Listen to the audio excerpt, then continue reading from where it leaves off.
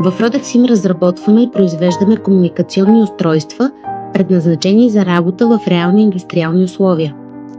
Първи стъпки от производството на конвертор FEM1206. Процесът започва с внимателния подбор на компонентите.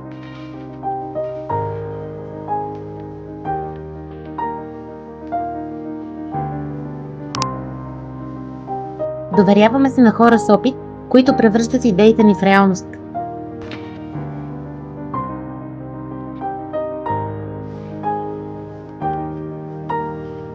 Следва ръчно сглобяване, контрол и тестване на всяко устройство, за да гарантираме надеждна работа.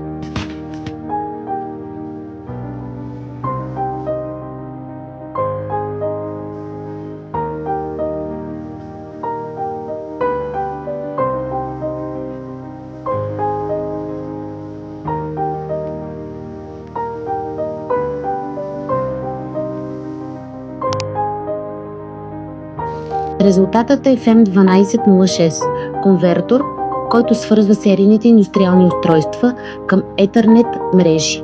Компактният корпус позволява монтаж директно на деншина, което прави инсталацията бърза и удобна. FEM1206 – надеждна комуникация за индустриални системи и енергиен мониторинг.